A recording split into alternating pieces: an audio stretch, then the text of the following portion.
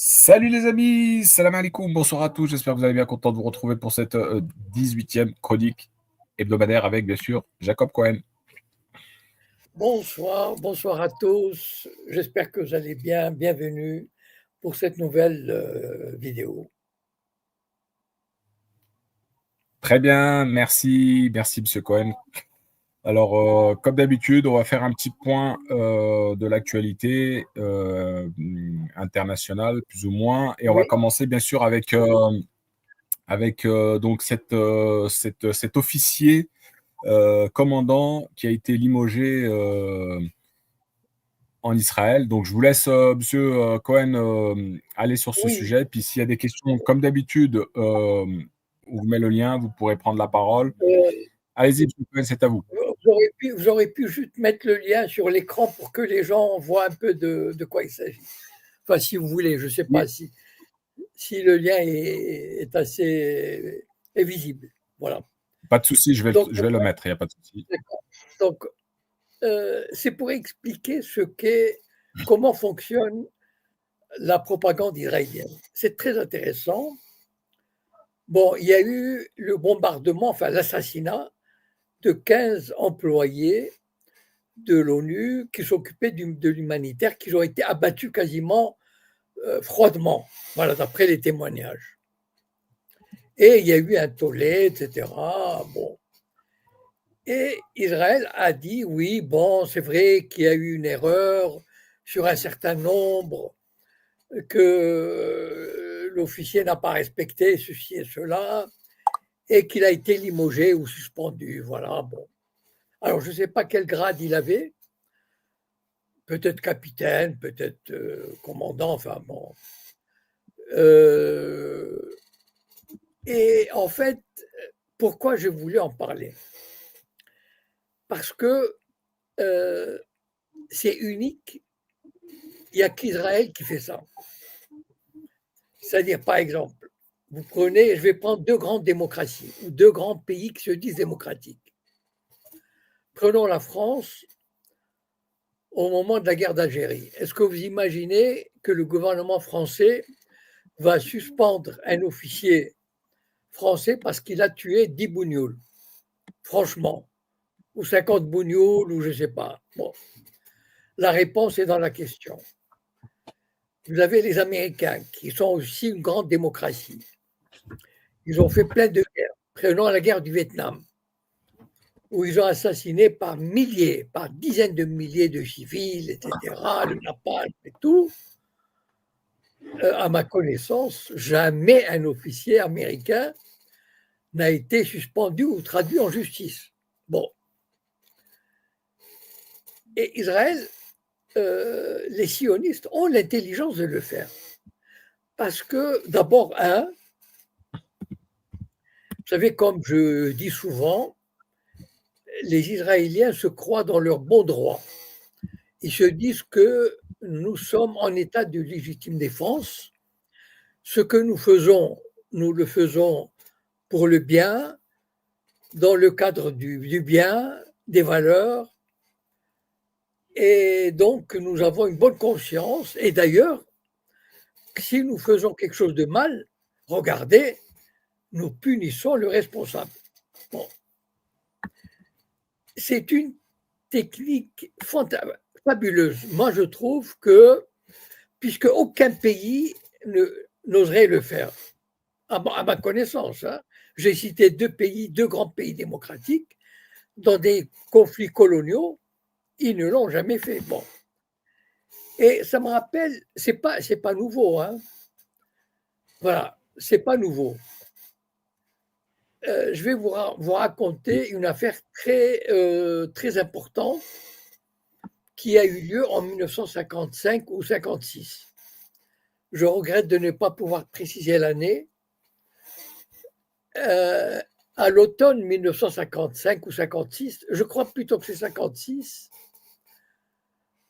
vous savez qu'à l'époque, les, les Arabes qui vivaient en Israël et qui avaient des papiers israéliens étaient soumis à un régime militaire.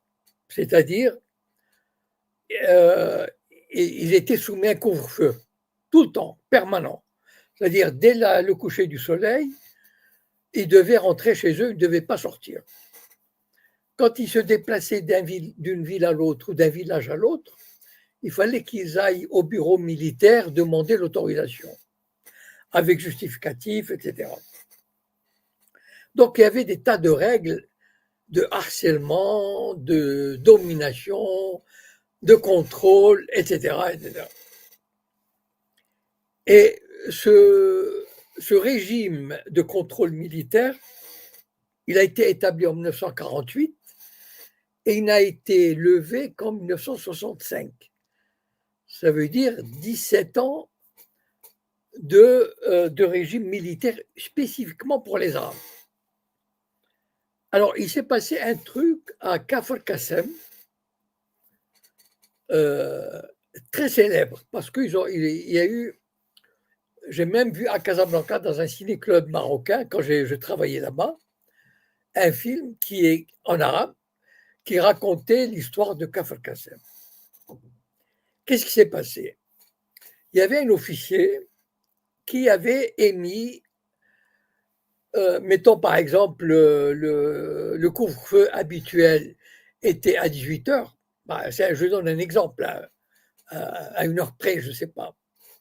Il a dit aujourd'hui, le couvre-feu est à 16 heures. Et il a dit, enfin voilà, mais il y avait des paysans palestiniens qui étaient dans les champs, parce que l'officier a dit pour la journée, pour aujourd'hui, il a dit le matin ou l'après-midi, bon. Et il avait dit, voilà, le couvre-feu est réduit et ramené à 16 heures. Et donc, il y avait des paysans palestiniens, des Arabes, qui étaient dans les champs et qui ne savaient pas, et qui étaient rentrés à 17 heures. Donc, des vieux, des hommes, des femmes, des enfants. Et l'officier a installé des mitrailleuses et il a descendu quelque chose comme 50 à 60 Palestiniens parce qu'ils avaient violé le couvre-feu. Bon. Donc, c'est une affaire qui avait fait grand bruit et l'officier et ses proches ont été jugés. Il y a eu un tribunal, il y a eu un jugement, on a dit que ce n'était pas possible, etc., etc. Et ils ont été condamnés à 30 ans de prison. Bon. Et quelques mois après, 6 mois après, Ben Gurion, qui était Premier ministre, a réduit la peine à 1 an, et 6 mois après, ils ont été amnistiés. Donc, ils ont fait 1 an de prison. Mais quel est l'intérêt de faire ça? D'abord, au niveau, vous demandez, quand vous parlez à un Israélien, les gens s'étonnent à l'extérieur, mais quand vous parlez à un Israélien, il est convaincu. Il vous cite par exemple, regardez Kafr Qassem. On a étalé l'affaire, on les a jugés. Regardez par exemple cet officier qui a été limogé. Donc, ils sont convaincus que ce qu'ils font, ils le font bien. C'est-à-dire que quand ils font un truc mal, ils le jugent. Évidemment, ils ne savent pas qu'ils jugent un truc sur 1000. Mais ça, on ne leur dit pas. Mais vis-à-vis de la communauté internationale, c'est tout bénef, parce qu'Israël passe pour un modèle de démocratie. Regardez par exemple, Tsahal limoge un officier. Et vous remarquerez, tous les médias, en tout cas tous les médias que j'ai consultés, ont parlé de cette affaire. Sous-entendu, regardez comment l'armée israélienne se comporte quand même, quand elle fait une erreur, elle la reconnaît, etc. Et ça aussi, ça fait partie du mythe du bon Israélien, voilà, de l'Israélien qui ne commet pas de crime gratuit, et quand il en commet un, il se fait juger, il se fait justice lui-même et avec ses vérités. Et donc, la conséquence aussi, c'est quoi? C'est que quand, par exemple, il y a une affaire grave qui arrive et qui dit, et on dit, il faut une enquête internationale. Mais Israël leur dit, mais on n'a pas besoin d'une enquête internationale. On peut la faire nous-mêmes. Regardez, vous pouvez nous faire confiance. Quand nous commettons une bavure, nous la jugeons.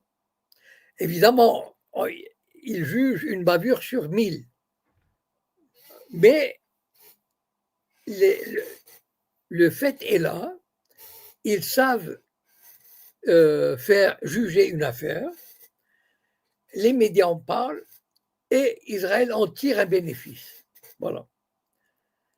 Et bon, vous savez, encore une fois, la guerre, surtout celle du Moyen-Orient, c'est pas seulement une guerre militaire, c'est surtout une guerre de l'information, de la propagande, et c'est très important d'emporter l'opinion publique avec soi. Et c'est une leçon qu'on devrait méditer sur la manière dont les sionistes font leur propagande et comment les contrer, comment contrer cette propagande. Voilà, c'est pour ça que j'ai tenu à parler de cette affaire.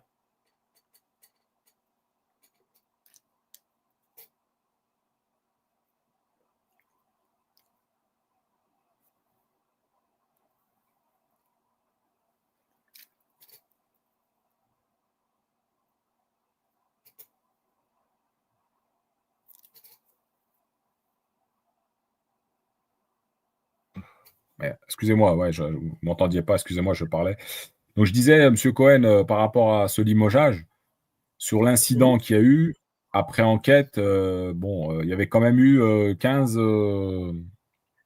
morts. Oui, oui, mais Ouais, Israël a profité. 15, ouais, mais dans les, parce que là, si vous voulez, là, quand on voit le titre là, de l'article, Limoges, un officier commandant les soldats au tir des tirs mortels sur 15 secouristes. Mais c'est pas. Eux, après l'enquête, quand ils disent les morts, ils parlaient de 5 morts, membres du Hamas, dans l'article. Exactement, exactement. Ça veut dire que les Israéliens ont réussi à, comment dire, amoindrir le crime en disant que, je crois même que c'était 7 ou 8, ou en tout cas, Euh, euh, un euh, petit nombre. En tout cas, un non, non, petit, sur les 15, il y avait des membres du Hamas. Voilà. Or, à partir du moment où Israël vous dit, je voilà, reconnais que c'était une erreur, excusez-moi, c'était six membres ok, qu'on d'accord, soi-disant étaient très bien, identifiés comme étant des très membres bien, du Hamas. très bien. Et donc, ils réussissent un coup magistral, les Israéliens, parce que finalement, ils arrivent à mettre dans la tête des observateurs qui sont complaisants, évidemment, parce que ces journalistes, ces médias, ils cherchent par tous les moyens à protéger Israël. Et donc, à partir du moment où Israël dit qu'il y avait 6 membres du Hamas, eh bien, ça veut dire que la prochaine fois, quand Israël vous dira j'ai bombardé tel hôpital parce qu'il y avait des membres du Hamas, eh bien, il faut les croire. C'est-à-dire que la, quand ils bombardent une école, ils disent toujours le Hamas s'est réfugié dans cette école. Un hôpital, il y avait des membres du Hamas. Tout par là où il y a des tirs et des bombardements, parce que moi je connais la propagande israélienne, je suis abonné à pas mal de newsletters, donc c'est comme ça qu'ils présentent toujours les bombardements. C'est-à-dire qu'il y a toujours, il y a des éléments du Hamas. Or, à partir du moment où l'armée sioniste déclare que nous avons fait une erreur en tuant les 15 secouristes, mais quand même, si c'était du Hamas. Et donc, finalement, vous voyez le profit propagandiste que les Israéliens tirent de cette reconnaissance. Voilà, c'est très important. Oui, et il faut rappeler bien sûr que depuis les événements du 7 octobre, il y a eu quand même, selon l'ONU, au moins 1060 professionnels de santé qui ont été tués lors des 18 derniers mois. Exactement, exactement. Et puis plus de 230 journalistes. Or, sur les journalistes, il n'y a jamais eu de reconnaissance. Israël ne reconnaît pas tout. Je vous dis 1 sur 100, 1 sur 1000. Il le fait de temps en temps. Mais il le fait quand même. Voilà. Donc, Oui, la dernière en date de journaliste photographe, celle on en avait parlé la semaine dernière, d'une jeune oui, photographe de 25 ans oui. qui a aussi péri. Donc, c'est Elle, vraiment une, une sale guerre, une guerre sale, ouais, elle, dans tous les sens. ils l'ont tué dans sa maison avec sa famille. C'est ça ce qui est terrible. Ça veut dire que, enfin, ils commettent des crimes abominables. Je veux dire, voilà, enfin bon, le journaliste n'est pas, c'est une journaliste. Et le pire, c'est qu'il la tue dans sa maison, donc avec toute sa famille. C'est bon, mais voilà, de toutes les façons, c'est dramatique. Enfin, je sais pas, bon, c'est terrible. Voilà, mais Exactement. Les amis, je vous invite à partager, s'il vous plaît, un maximum le live ou le space sur X. Si vous voulez intervenir comme d'habitude, vous avez la possibilité. Il y avait une question sur le chat de Bousselem. Bousselem qui nous dit Israël. Alors, Israël se radicalise. Existe-t-il un risque de guerre civile en Israël entre religieux et laïcs du même type de la décennie noire qu'a connue l'Algérie en 90-2000? non, non, pas du tout, pas du tout. Bon, d'abord, euh, pour plusieurs raisons. Euh, euh, D'abord, le pays est en guerre où il peut créer les conditions d'une guerre extérieure. Donc, en créant une tension extérieure, c'est d'ailleurs la politique israélienne. C'est pour ça d'ailleurs qu'ils maintiennent un état de guerre. C'est pour que le pays s'unisse, pour que le pays surmonte ses divisions et combatte un ennemi commun. Et donc jusqu'à présent, ça a marché. Et bon, peut-être qu'avec, je ne sais pas, si il faudrait qu'ils trouvent d'autres ennemis, parce que le Hamas, bon, le Hezbollah, je ne sais pas, a priori, il n'a plus, enfin, je ne sais pas s'il a les moyens de reprendre le combat. Le Hamas, je ne sais pas dans quelle mesure il peut vraiment continuer le combat. Bon, peut-être les outils, enfin bon. Donc, ça, c'est une raison. Deuxièmement, je connais assez bien la société israélienne de l'intérieur. Euh, il y a des tensions, certes, il y a des inimitiés. D'ailleurs, par exemple, dans ma propre famille, il y a des religieux extrémistes, des nationalistes extrémistes et des libéraux de gauche. Donc, moi, voilà, j'ai tout le spectre de la vie politique israélienne. Mais je ne les imagine pas s'affronter de manière à, comment dire, à mener une guerre civile, ça veut dire avec des armes et tout. Voilà. On n'en est pas arrivé là, loin de là. On est vraiment très très loin de ça. Je pense que les Juifs, enfin les Israéliens juifs, ils ont ils ont quand même la conscience d'appartenir à un peuple. Quoi qu'on pense, enfin de cette appellation, quelque chose. Enfin, en tout cas, ils appartiennent à un même peuple. Voilà. Qu'ils soient de gauche, de droite, religieux ou pas.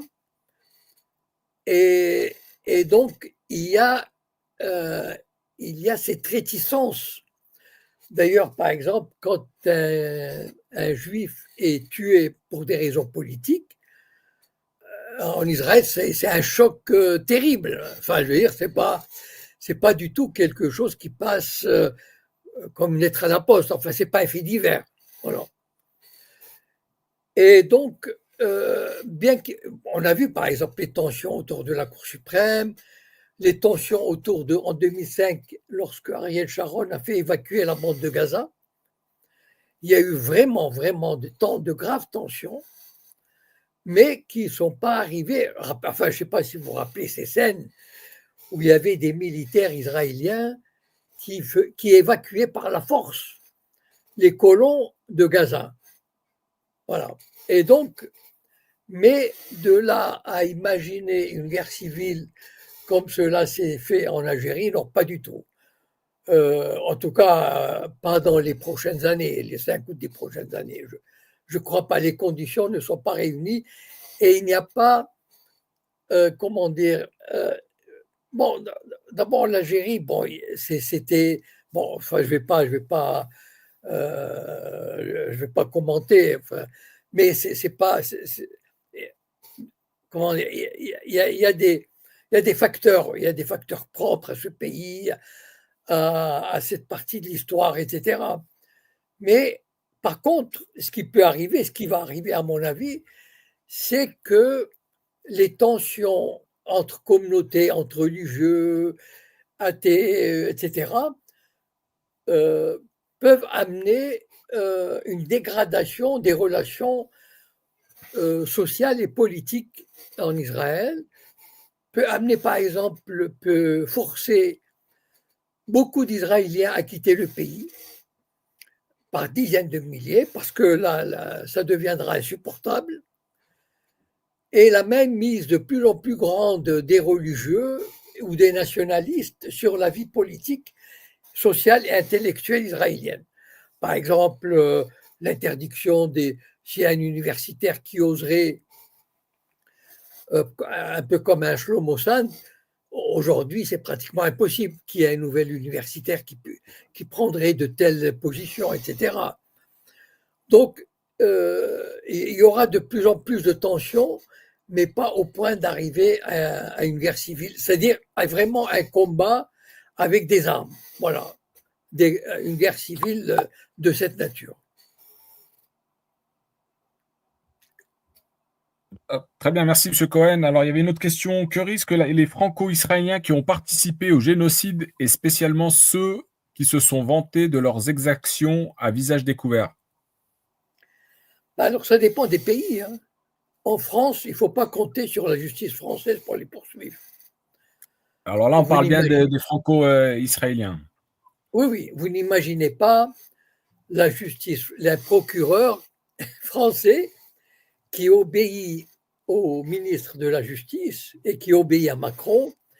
Vous n'imaginez pas un tel procureur lancer un mandat d'arrêt contre un soldat franco-israélien qui aurait commis des atrocités là-bas. Voilà. Donc il ne faut pas rêver, ça n'arrivera pas, en tout cas à mon avis, ça n'arrivera pas en France, ça n'arrivera pas aux États-Unis, ça n'arrivera pas en Allemagne. Alors je ne sais pas, les autres pays, il y en a très peu qui ont la double nationalité. Je ne sais pas, en Espagne, à ma connaissance, il ne doit pas y avoir beaucoup qui ont la double nationalité, hispano-israélien. Enfin, vraiment, je crois pas du tout. Parce que la plupart des immigrants, ceux qui ont immigré là-bas dans les 10 dernières années, voilà, la plupart, ils venaient des États-Unis, de la France, de la Russie, de l'Ukraine, un peu de l'Argentine, un peu du Brésil, mais vraiment ces 4 pays sont les plus importants. La France, les États-Unis, peut-être un peu l'Angleterre, mais pas beaucoup, l'Allemagne peut-être un petit peu, mais surtout la France, les États-Unis, la Russie et l'Ukraine. Bon, je vois mal ces pays-là entreprendre de telles actions. Voilà. Parce qu'en fait, ça dépend du pays dans lequel ils vivent. Un franco-israélien, c'est la justice française qui devrait s'en occuper. Or, la justice française, c'est pas, c'est son dernier souci, hein, quand même. Alors, Alors, je très vois bien, une merci. question.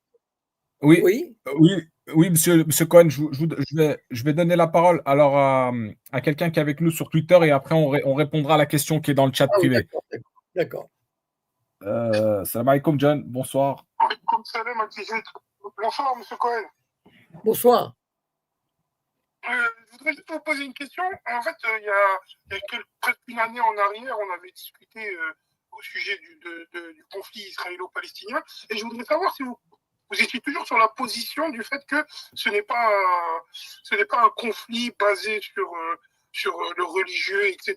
et tout, étant donné que la plupart des dirigeants israéliens et qui mènent cette guerre atroce envers le peuple palestinien sont tous quasiment des pratiquants. Hein. C'est pas des gens laïcs, athées ou quoi que ce soit.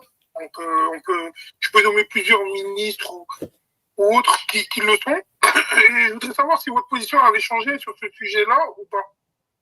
Alors, je vous arrête tout de suite. La plupart des dirigeants israéliens sont laïcs et même athées. Voilà. Alors, Si vous... monsieur Cohen, alors, est-ce que tu as des noms peut-être, John?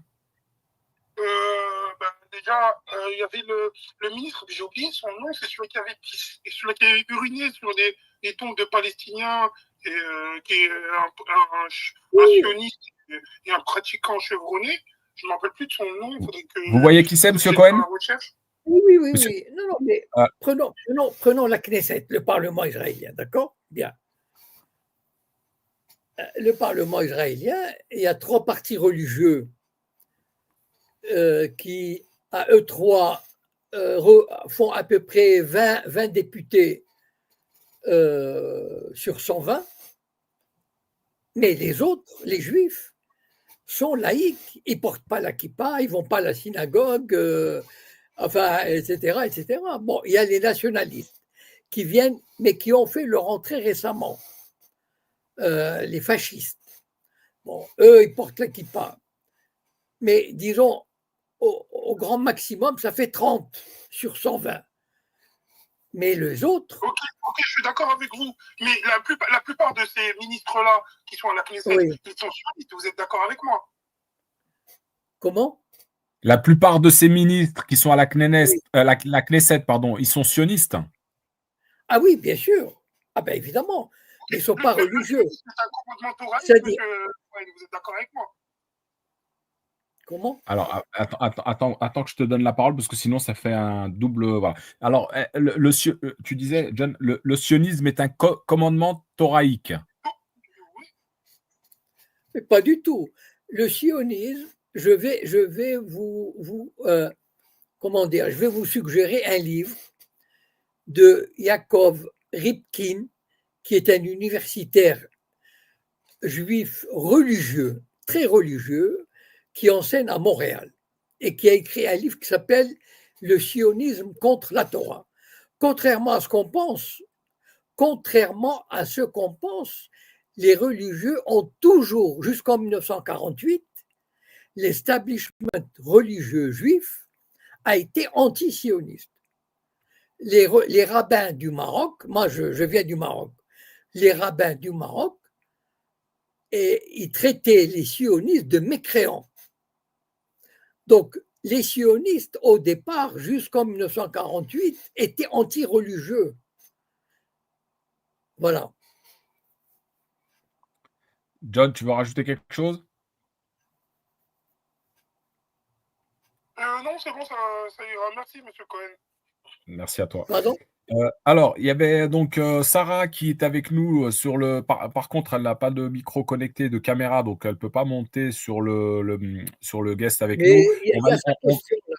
Oui, on va lui dire bonsoir et on va lire son commentaire. Donc, je vais le lire à haute voix, comme ça tout le monde est au courant. Oui, d'accord. Alors, les sionistes remportent la bataille dans les médias mainstream, imposant leur récit dominant au détriment de la vérité historique et des droits fondamentaux du peuple palestinien. La majorité des Israéliens sont des Juifs ashkénazes d'origine européenne, descendants de survivants de l'Holocauste. Leur implantation en Palestine s'inscrit dans une logique de continuité du colonialisme occidental, un processus toujours actif en 2025.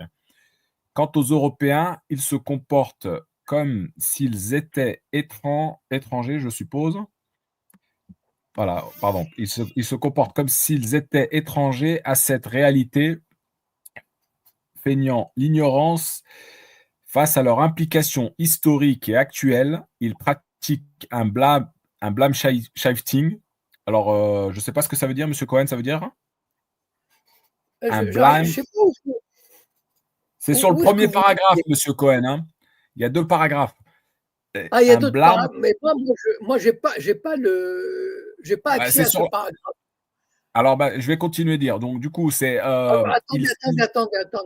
Il faut revenir un petit peu en arrière, Monsieur Ah Cohen. oui, un blame shifting. Oui, d'accord. Voilà. Il pratique un blame shifting systématique. Voilà, systématiquement transférant la responsabilité sur d'autres alors qu'ils n'ont jamais véritablement cessé de soutenir l'entreprise coloniale israélienne. Monsieur Cohen, vous affirmez que les puissances occidentales sont tenues en laisse par le lobby sioniste, allant jusqu'à défendre inconditionnellement Israël, même au détriment de leurs propres intérêts stratégiques et de leurs prétendues valeurs démocratiques.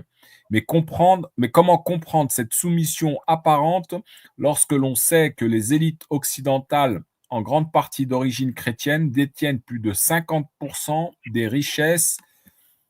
Comment un tel pouvoir économique peut-il...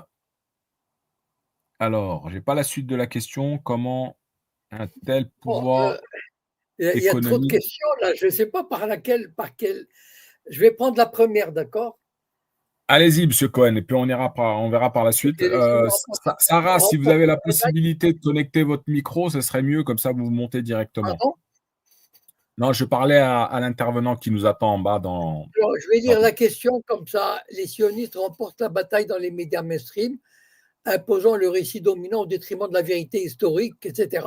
La majorité des Israéliens sont des juifs ashkénazes d'origine européenne, descendants de survivants de l'Holocauste. Leur implantation en Palestine s'inscrit dans une logique de continu. Déjà, une correction.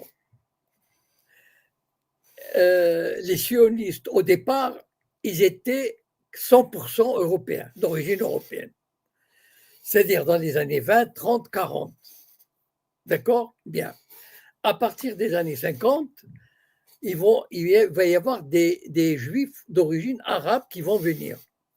Marocaines, surtout marocaines, 200 000, yéménites, 100 000, 150 000, irakiennes, etc. Et puis, donc, aujourd'hui, on ne peut pas dire, et puis des Russes aussi. Bon, les Russes, on peut les considérer comme des Occidentaux, si vous voulez, enfin, les Soviétiques. Mais aujourd'hui, on ne peut pas parler d'une société ashkénaze, d'une société occidentale. Les orientaux, enfin, ou les juifs d'origine arabe, représentent au minimum un tiers de la population. Donc, c'est quand même une proportion importante. Sans compter les Arabes israéliens. Bon. Donc, si vous voulez, c'est pas, il n'y a pas, vous dites, voilà, vous essayez d'établir un lien direct entre le fait qu'ils soient ashkénazes et, comment dire, qu'ils soient commandités par l'Europe coloniale, puisqu'ils auraient le même lien historique, c'est-à-dire la même origine. Or, c'est pas comme ça que ça s'est passé. Les Juifs qui sont partis coloniser la Palestine au début du XXe siècle, ils venaient de Russie et d'Ukraine, principalement. Les Juifs d'origine européenne n'avaient que mépris ou indifférence pour le sionisme, que je parle des années 20, 30, 40. Voilà. Il ne voulait même pas en entendre parler. Sans compter que les religieux aussi les dénigraient. Donc, il n'y a pas de filiation coloniale, de type colonial direct, entre les Européens et les colons sionistes qui sont arrivés en Palestine. D'accord? Je dirais même que ces colons sionistes, les Européens ne les auraient pas aimés non plus. Pourquoi? Parce que ces sionistes étaient principalement des trotskistes, des communistes, des anarchistes, des syndicalistes, tous ceux que la bourgeoisie européenne détestait et combattait. Et donc, en fait, c'était vraiment, c'est après que le lien s'est établi, c'est après la création d'Israël qu'on a pu assister à une filiation entre l'Europe coloniale et l'État d'Israël naissant. Mais au départ, ce lien n'existait pas. Je vous rappelle par exemple que l'Angleterre, qui avait un mandat sur la Palestine, dans les années 30 déjà, elle tentait de freiner l'arrivée des Juifs en Palestine. Et de 45 à 47, elle s'est opposée au plan de partage, mais violemment. Et il a fallu un terrorisme terrible de la part des sionistes pour venir à bout de la résistance anglaise et l'obliger à proposer un plan de partage. Ce qui est arrivé par la suite, c'est que l'Angleterre, une fois l'indépendance acquise, donnée contre son gré, d'accord? Mais une fois la création d'État d'Israël établie, elle se dit, tiens, pourquoi ne pas s'en faire un allié? C'est ça vous savez, ces États ne fonctionnent pas selon l'idéologie, ils fonctionnent selon les intérêts. Donc l'Angleterre, qui était anti-sioniste jusqu'en 1947-48, anti-sioniste, c'est-à-dire résister à l'établissement d'un État juif, très vite, l'Angleterre va voir l'intérêt d'avoir un État juif puissant. Et d'ailleurs, en 1956, donc très vite après la création d'Israël, l'Angleterre et la France, pays colonialistes à l'époque, enfin s'il en est, avaient proposé à Israël, en 1956, une alliance contre l'Égypte de Gamal Abdel Nasser, qui avait osé nationaliser le canal de Suez. Donc, si vous voulez, l'Angleterre s'est dit, OK, bon, Israël existe maintenant, on va essayer de s'arranger avec lui, on va essayer de trouver un modus vivendi, on va essayer de voir comment on peut l'utiliser pour notre propre intérêt.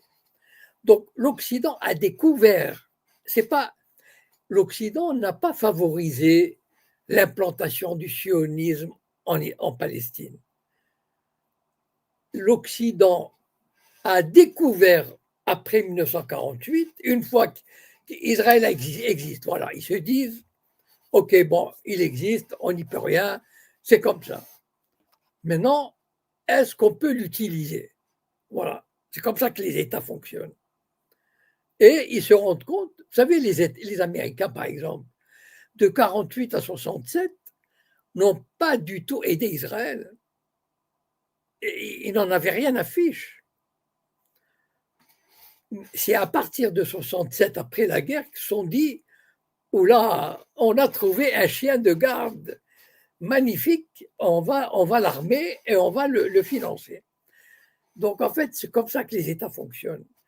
Ils n'ont pas créé le sionisme pour perpétuer leur colonialisme au Moyen-Orient. Au contraire, dans les années 30, l'Angleterre voyait avec effarement la possibilité d'un État sioniste parce qu'il allait déranger leurs intérêts au Moyen-Orient. C'est comme ça que l'Angleterre voyait les choses. Mais une fois l'État d'Israël acquis, eh ben, les Anglais se sont dit, voilà, on va l'utiliser pour notre politique. D'où la guerre d'agression tripartite entre le France, Angleterre, Israël contre l'Égypte. Voilà. Bon, on continue les questions. Est-ce qu'il y a d'autres questions ou bien je continue à lire les questions de Sarah? Alors, oui, alors, je vous laisse terminer sur la question qui avait de Sarah, et après, on va peut-être faire une petite transition. Allez-y. Bon, mais il y a plusieurs questions. Je vais prendre celle-ci, là. Depuis les événements du 7 octobre, Israël connaît une vague sans précédent d'émigration, avec certains chiffres évoquant plus de 500 000 départs. Selon vous, cette fuite massive de population révèle-t-elle une perte de confiance structurelle dans le projet sioniste? Assistons à un début d'effondrement du mythe d'Israël comme refuge sûr pour les Juifs du monde entier. Bon, il y a beaucoup d'exagérations sur les 500 000. D'après ce que j'ai pu voir, enfin d'après ce que j'ai pu découvrir, d'après mes sources en tout cas, que je crois fiables, il y aurait eu entre 30 000 et 40 000, ce qui est énorme déjà pour Israël. Parce que c'est un pays de 10 millions d'habitants. C'est-à-dire, quand on dit un pays de 10 millions d'habitants, un pays de 7 millions et demi de juifs. Parce que 2 millions et demi sont arabes ou druzes.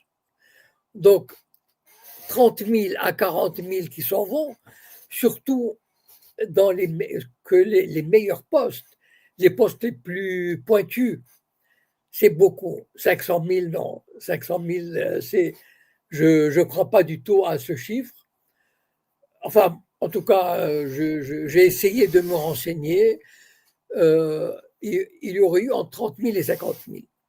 Alors, le danger, en fait, à mon avis, est parmi parmi ceux qui partent, il y a beaucoup qui viennent d'arriver aussi. Vous imaginez, par exemple, une famille qui vient des États-Unis ou de France et qui tombe dans un pays en guerre, avec tous les problèmes, etc. Eh bien, ils repartent très vite parce qu'ils n'ont pas encore eu le temps d'acheter un appartement, de trouver du travail, etc. Et puis, il y aura de moins en moins de juifs qui voudraient aller vivre là-bas. Donc, c'est vrai que ça va casser une dynamique du développement démographique. Mais c'est seulement une tendance qui n'est pas, qui ne va pas fatalement dans un sens toujours plus, c'est-à-dire toujours plus de juifs qui vont partir, etc. On ne sait jamais ce qui peut arriver dans un an. Je veux dire, par exemple, si l'affaire de Gaza est liquidée dans le sens où, d'une façon ou d'une autre, les Israéliens auraient réussi à faire partir une partie de la population de Gaza et donc commencer à la coloniser, à la développer, il y aura une espèce de retour de confiance, de retour d'investissement, parce que ce seront des nouveaux territoires à conquérir, parce qu'il y a des richesses au large de Gaza qu'il faut exploiter, etc., etc. Donc, à mon avis, l'histoire ne s'arrête pas là. Il y a certes une baisse du tourisme, par exemple, qui tombe presque à zéro. En tout cas, le tourisme est tombé à 80% minimum. Donc, il y a beaucoup de problèmes de ce genre, mais je crois, en tout cas pour le moment, je ne peux pas dire que c'est un mouvement inexorable vers un effondrement de la société. Voilà. Très bien, Qu'est-ce qu'on fait? merci. Oui, merci. Alors, on va continuer un petit peu sur la même thématique concernant la Palestine. Alors, moi, je voudrais revenir sur les manifestations qu'il y a eu la semaine dernière, dimanche dernier, au Maroc, concernant un navire qui devait accoster à Tanger Med, qui transportait des pièces militaires pour des Oui. avions, voilà, et à destination donc d'avions militaires, bon, ben pour, voilà, pour Israël. Donc, il y a eu des manifestations et je voudrais un peu avoir votre avis parce qu'on n'a pas eu beaucoup de réactions. Alors, il y a eu énormément, pas mal de monde quand même qui se sont dirigés. En premier lieu, c'était vendredi à Casablanca et dimanche à Tanger Med. Parce que le navire devait passer, soi-disant, par Casa et après aller à Tanger Med. Et du coup, donc il y avait des Marocains qui étaient des associations, des organisations qui étaient informées du passage de ce navire et qui ont donc décidé de manifester contre ce navire. Et il y a eu quelques répressions quand même des autorités marocaines. Je voudrais un peu avoir votre sentiment par rapport à ça. Et en même temps, il n'y a pas eu de réaction plus que ça des autorités marocaines concernant ce navire hein, qui accoste à Tanger Med. Et c'est pas la première fois, il me semble. Alors, d'abord, ce n'est pas la première fois. Bon, il y a eu probablement d'autres navires. Il y a eu une affaire il y a 1 an, je crois, ou 2 ans, d'un autre navire, d'un navire qui était passé par là. Enfin, j'ai oublié les détails. Bon, il y a sûrement voilà, parce que tout ne peut pas être transporté par avion. Ça coûte cher et donc il y a probablement du matériel qui est transporté par bateau. Un bateau, un porte-conteneur peut transporter, je ne sais pas, l'équivalent de 50 avions cargo, donc, ou 100 avions cargo. Donc, vous imaginez l'économie. Et donc, bon, ce que je peux dire, c'est que, bon, d'un côté, c'est bien qu'une partie de la société marocaine, de la société civile, prennent conscience de ce problème, manifestent, crient. Mais d'ailleurs, j'ai entendu les manifestations de Tanger. C'était assez, comment dire, véhément, enthousiasmant. On voulait vraiment s'opposer, etc. Bon, malheureusement, enfin bon, c'est-à-dire, si on vient, bon, comment dire, c'est délicat, enfin c'est délicat, c'est-à-dire, ok, c'est très bien qu'il y ait ces manifestations, mais d'abord, ça touche une petite, très petite partie de la société marocaine, une infime partie. Pour moi, la majorité des Marocains, l'écrasante majorité des Marocains, c'est pas qu'ils soient pro-sionistes, pas du tout, mais c'est que où elle est indifférente, où elle a peur. Voilà. Et donc, ceux qui manifestent sont une infime minorité, et cette infime minorité, d'abord, le régime, il procède par des arrestations ciblées, des condamnations à la prison ferme ciblées. Donc, il y a une espèce de climat de peur quand même qui s'établit, parce qu'on ne sait jamais ce qui peut vous tomber sur la tête.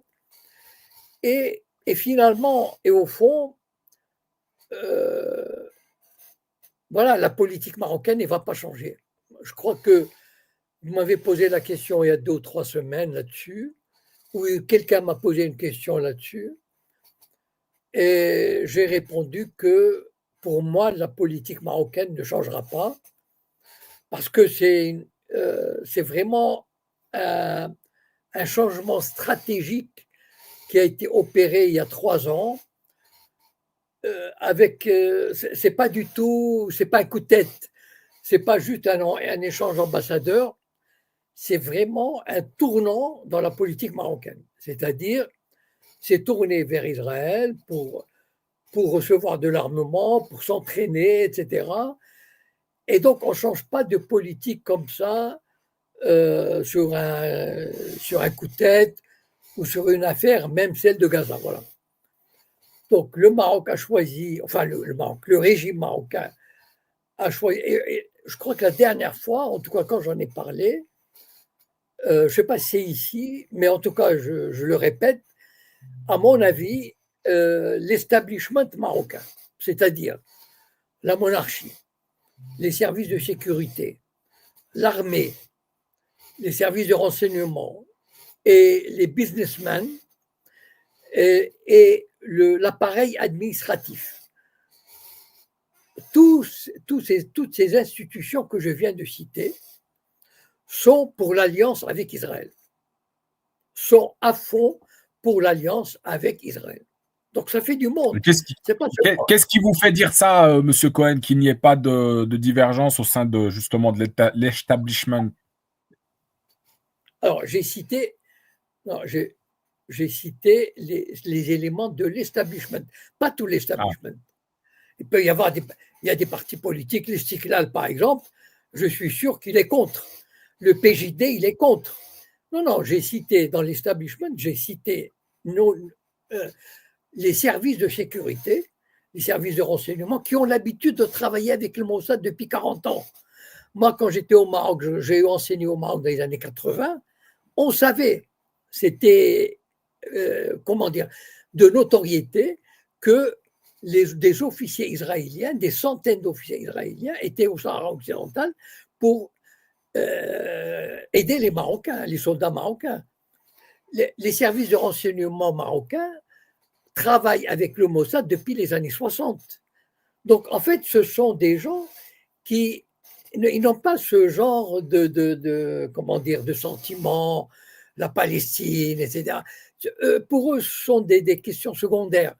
Pour eux, ils sont quel est leur intérêt, voilà, c'est-à-dire maintenir le régime, le renforcer, éliminer les opposants, etc. Et qu'est-ce qu'il y a mieux que le Mossad pour mener ces opérations? Donc, j'ai cité l'armée, enfin, la haute fonction, enfin, les généraux, etc., qui travaillent avec les Israéliens depuis 40 ans. Il ne faut pas oublier ça, d'accord? Les services de renseignement, de sécurité, la monarchie, le service administratif, c'est-à-dire les tissus des gouverneurs, etc. Donc, ça fait quand même du monde. Et le business international, c'est-à-dire ceux qui ont des liens avec le capitalisme international. Donc, tout ce monde-là, il est sur le plan du nombre, ils sont peu. Il est minoritaire, mais sur le pouvoir, il est majoritaire. Voilà, ils sont peut-être 50 000, 100 000, 100 000 sur 35 millions, c'est pas grand-chose, mais ils tiennent les rênes principales du pays. Et donc, eux ils voient, ils ne s'embarrassent pas, de principes humanitaires ou de trucs sur la Palestine, etc. Eux, ils raisonnent en termes de puissance, de domination, d'influence. Et ils voient en Israël qu'ils ont appris à côtoyer depuis, encore une fois, 40, 50 ans. Voilà. Et donc, eux, ils ont tablé sur cette alliance. Parce que le Maroc s'est engagé dans une opération d'influence en Afrique de l'Ouest, en Afrique, par exemple, même en direction du Mali, du Niger, du Mali, etc., du Sénégal. Et donc, il s'est engagé dans cette opération et il pense, cet establishment dont je parle, il pense que l'appui israélien et qui conditionne l'appui américain, parce que l'Amérique est derrière. Donc, et l'appui français. Parce que si Macron a reconnu la marocanité du Sahara occidental, c'est pas venu comme ça. C'est que il faut voir le lobby américano-sioniste est derrière. Donc, cet establishment marocain, il est conscient de l'importance de l'appui stratégique, militaire, d'information, de renseignement que peut que peuvent lui apporter les Israéliens et les Américains et l'OTAN. Et c'est pour ça que le régime marocain, à moins, enfin vraiment d'un tremblement de terre, hein, je ne sais pas, mais je vois mal comment le régime marocain peut changer d'orientation, enfin, à court terme, voilà. Ça m'étonnerait fort.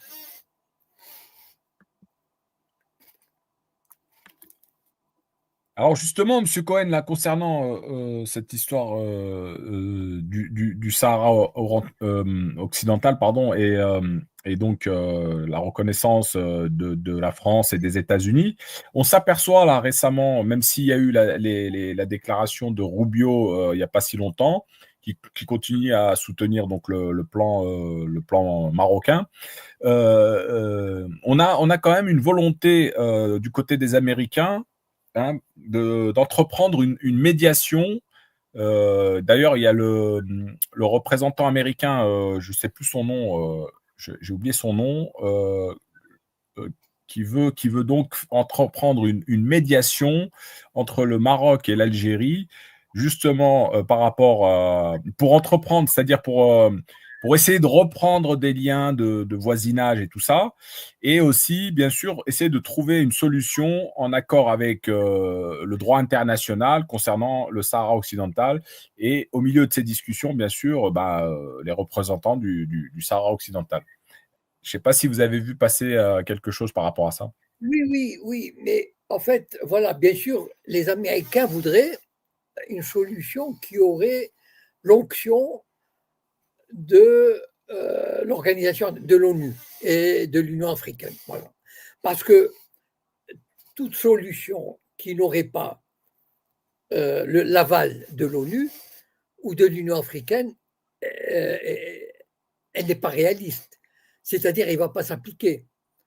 Regardez par exemple, il peut y avoir plusieurs pays qui reconnaissent l'Amérique, etc., qui reconnaissent la marocanité du Sahara, et ça ne débouche pas sur une solution pacifique, admise par la communauté internationale. Donc, il faut trouver un compromis. Enfin bon, moi, ça me paraît difficile de trouver un compromis dans la circonstance actuelle. C'est-à-dire comment concilier le point de vue marocain et algérien, je ne sais pas. Bon, vraiment, ça paraît vraiment compliqué. Voilà. Voilà, donc la mission comment dire, que veut entreprendre Trump, c'est donc de relancer une sorte de dialogue dans le Maghreb. Et cette mission, ce serait ce fameux Massad Boulos, hein, l'américano-libanais, je ne sais pas si vous connaissez, et qui donc va entreprendre des visites prochainement au Maroc et en Algérie pour discuter sur la question, bien sûr, du Sahara occidental, mais aussi pour éventuellement retrouver un lien diplomatique entre les deux pays.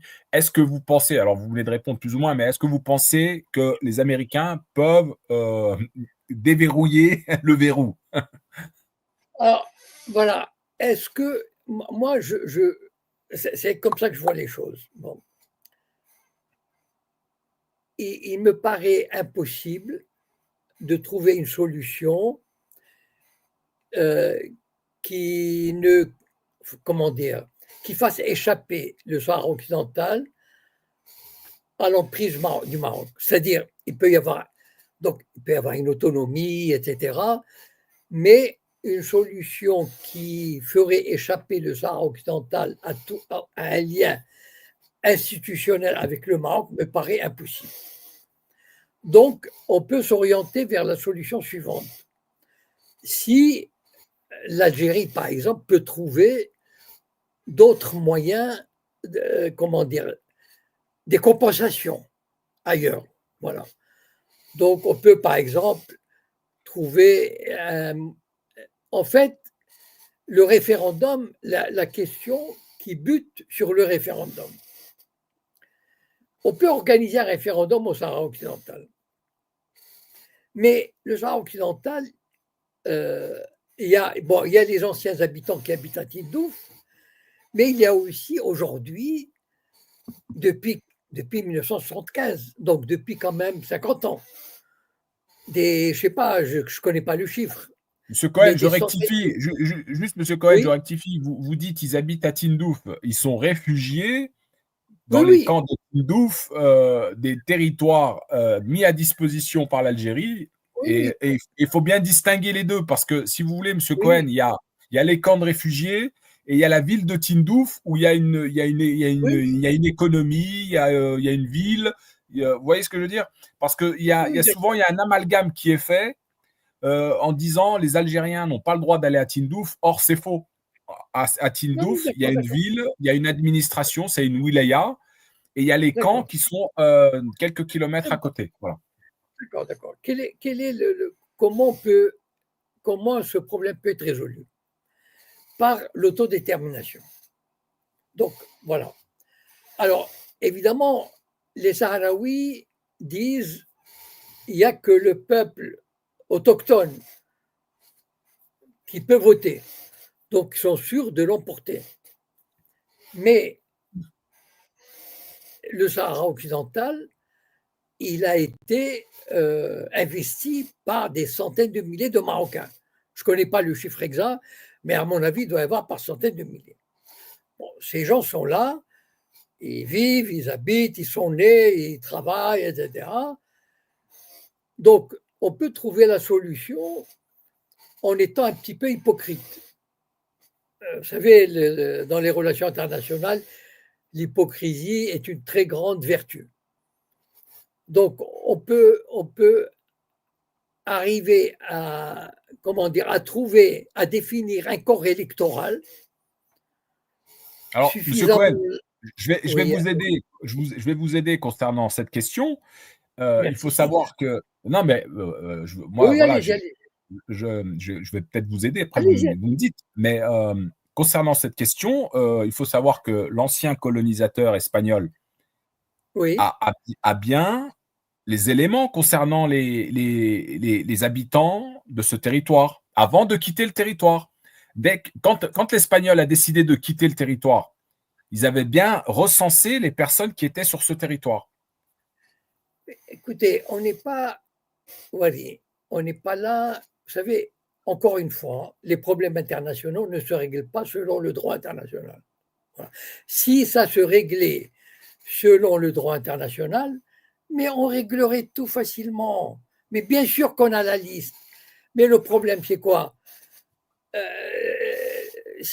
Le problème, c'est que est-ce qu'on peut aller contre la volonté du Maroc soutenue par l'Europe, par la France, par les États-Unis, par Israël, etc. Voilà.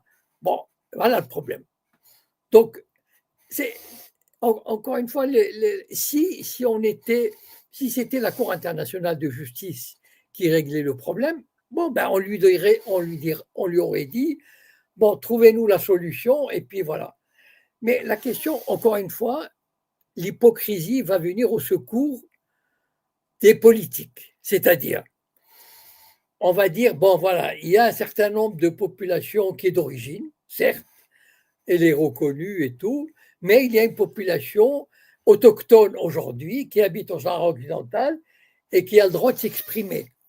C'est une façon, quand je dis ça, c'est une façon de trouver une porte de sortie. La porte de sortie ne peut être, à mon avis en tout cas, moi je ne vois pas comment ça peut être autrement, si on veut trouver une solution. Parce que si les partisans du Polisario de veulent bloquer la situation, ils la bloqueront. Et à ce moment-là, le problème continuera pendant des années. Voilà.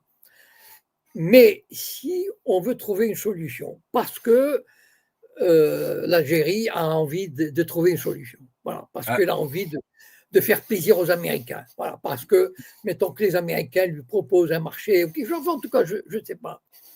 Il y a des tractations. c'est pas Voilà. Mais l'Algérie qui a envie de trouver une solution, Monsieur Cohen, c'est bien les Sahraouis en premier lieu et les les Sahraouis, Marocains. Les Marocains aussi, Ouais. je pense qu'ils ont envie de trouver une solution. En fait, les trois parties ont envie de trouver une solution à l'heure actuelle. Oui, mais les Sahraouis sont un enjeu. Malheureusement, vous savez, regardez, les Palestiniens sont un Non, parce enjeu. que Les, vous parlez de les l'Algérie comme étant le pays qui voudrait trouver une solution pour se débarrasser peut-être de ce problème. Non, non, Mais c'est pas ça. Les, écoutez, on parle de relations internationales. Voilà, il faut pas être naïf. Voilà, vous savez, dans les relations internationales, combien de peuples ont été sacrifiés pour les intérêts des grands, des puissants, etc. D'accord. Enfin, je veux dire, le peuple sahraoui n'est pas le premier, ne sera pas le premier ni le dernier à être sacrifié sur l'autel des intérêts stratégiques mondiaux, etc., etc. Voilà. Regardez les malheureux Kurdes. Ça fait un siècle qu'on leur a promis un État, ça fait un siècle qu'on les balade, qu'on les massacre d'un pays à un autre, etc. Voilà, bon, il y a des pays, regardez les Arméniens, etc. Il y a malheureusement dans l'histoire universelle, il y a des peuples qui trinquent. Voilà, j'y peux rien, c'est la réalité terrifiante des relations internationales. Voilà. Donc, si un jour les partis, pour une raison ou une autre, veulent trouver une solution, veulent sortir de l'impasse, voilà. Voilà. Si par exemple les pays qui soutiennent le Polisario se disent bon ben on va trouver une solution, on va leur dire bon on va faire voter mais, les Marocains aussi qui sont là-bas, etc. Voilà, moi je ne sais pas. Donc il faut comprendre une chose. Il y a le droit, il y a la justice, et malheureusement, il y a le reste. Donc, maintenant si les pays comment dire, si les pays qui sont euh, partis, qui sont impliqués dans l'affaire, ça fait 50 ans que le Maroc et l'Algérie ne bougent pas sur l'affaire. D'accord. Alors, mais on peut continuer encore pendant 50 ans s'ils décident de ne pas bouger. Mais si à un moment donné, dans la situation internationale, on a envie de bouger, alors à ce moment-là, on va trouver une combinaison, une combinazione, comme disent les Italiens, avec tout ce que cela comporte, n'est-ce pas? Une combinazione, ça veut dire un arrangement un peu mafieux, pour dire, bon, voilà, alors on va trouver une solution d'un référendum avec des gens qui vont voter, etc. Et on va finir par un Sahara occidental qui sera aux deux tiers de population marocaine, un tiers de population sahraoui, et qui se joindrait au Maroc, enfin avec des garanties internationales. Vous savez, les conflits internationaux, voilà, ça finit aussi comme ça. Voilà. Maintenant, si, à condition que les partis qui sont impliqués aient un intérêt à trouver une solution. Voilà. Or, jusqu'à présent, mais quand on veut trouver une solution, on la trouve. Quitte à renier les anciens principes, etc. Tous les États le font, vous savez. Il faut pas rêver. d'accord, Voilà, alors, Monsieur Cohen, qui selon vous n'a pas envie de trouver de solution? Parce que comme si on fait pas le parallèle, mais quand on parlait souvent lors des émissions avec vous par rapport à la Palestine, vous nous disiez que concernant cette histoire d'État, de deux États, ça n'arrivera jamais, qu'en fait, Israël et, ne veulent pas la paix finalement, et du coup, voilà. Concernant ce dossier-là du Sahara occidental, qui ne voudrait pas qu'il y ait une solution qui soit trouvée? non, quand je dis qui ne veut pas, c'est-à-dire qui s'accroche à sa position. Et donc, il ne veut pas de compromis. C'est ça ce que je veux dire. Donc, Alors, bon, pour moi, selon moi, c'est le Maroc qui s'accroche à sa position. Eh oui, on est d'accord. Non, mais voilà, Monsieur Cohen. Alors, on regarde l'heure elle tourne, Monsieur Cohen. On va pas s'attarder plus que ça. On aura l'occasion d'en reparler les semaines à venir. Juste, on va faire. Ah oui, j'ai eu une petite info qui est tombée tout à l'heure. C'est donc Ben Salman qui s'est prononcé aujourd'hui. Je ne sais pas s'il était en visite en Iran, mais en tout cas, il y a eu une déclaration comme quoi il dit comme quoi il n'y aura pas d'État palestinien, il n'y aura pas de normalisation avec Israël tant qu'il n'y a pas d'État palestinien. Ça a Ok, été dit. bon, Voilà, ça a été dit. moi je lance le pari avec qui veut qu'il y aura une normalisation sans État palestinien. Voilà. Bon, ben, on Évidemment, en reparlera, M. Cohen. On va pas pas dire, aller plus loin. Il n'y a pas de eh ben, souci. il va pas dire le contraire. Voilà. Mais moi, je vous le dis. Il n'y a pas de souci. Et C'est enregistré, c'est dans la boîte. voilà, Et un c'est dernier mot, enregistré. monsieur, on va peut-être conclure après. On va conclure derrière ça. C'est concernant les tensions entre l'Inde et le Pakistan, en quelques mots. En quelques mots, voilà deux pays, c'est un peu comme le Maroc et l'Algérie. Ce sont deux pays qui se font la guerre depuis 1960. Voilà. C'est-à-dire que ce sont deux grandes puissances. Bon, évidemment, l'Inde est beaucoup plus puissante que le Pakistan. Enfin, le Pakistan, il est quand même fort. Il a l'arme nucléaire, etc. Et ils se battent sur le Cachemire. Bon, voilà. Donc, enfin, ils trouvent toujours, vous savez, quand deux pays veulent se battre, ils trouvent toujours un moyen de se battre. Voilà. Donc, ce sont deux puissances qui, qui vont toujours connaître des périodes d'apaisement et des périodes de tension et même peut-être de périodes de guerre. Voilà. Et malheureusement, voilà les situations de deux pays qui ont beaucoup de raisons de se faire la guerre et qui ne trouvent pas. En plus, le Pakistan est un État musulman et l'Inde aujourd'hui est un État hindouiste nationaliste qui combat les musulmans, même chez lui, même en Inde. Et donc, ça n'arrange pas les choses. Voilà. Et ce sont deux pays qui sont sous tension depuis 1960, depuis leur indépendance. Voilà. Très bien. Ben, je crois qu'on va Très en rester bien. là, M. Cohen. On va dire à Sarah si elle peut les questions, parce qu'il y a deux ou trois questions, si elle veut bien les reposer la prochaine fois et les mettre en chat privé, comme ça je lui répondrai, d'accord? Voilà, on fait comme ça, il n'y a pas de souci. Très bien, d'accord. Ok, Alors, merci beaucoup. Bonne soirée à tous. excellente soirée à vous, un bon week-end et à la semaine prochaine, M. Cohen. À la semaine prochaine. Au revoir.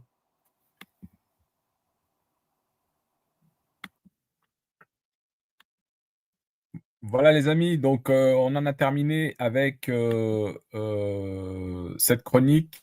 Je vous remercie à tous d'avoir partagé, tapoté et ben, n'hésitez pas pour ceux qui sont arrivés en cours de live, de vous abonner à la chaîne Altitude sur YouTube. Vous aurez la possibilité de revoir la rediff et on se donne rendez-vous vendredi prochain, à moins de changement, à la même heure. 19h30. Allez, excellente soirée à vous. Sarah, je pouvais pas, hein, il y a trop de questions, voilà, c'est limité, 1 et quart. Donc, éventuellement, réglez votre problème de micro pour la prochaine semaine, hein, comme ça, et les prochaines semaines, comme ça, vous pouvez directement intervenir avec nous. Ce sera peut-être plus simple que de lire à chaque fois vos questions. Donc, n'hésitez pas, en tout cas, la semaine prochaine à revenir. Voilà, excellente soirée à tous et on se donne rendez-vous vendredi prochain. Que la paix soit sur vous. Salam alaikum.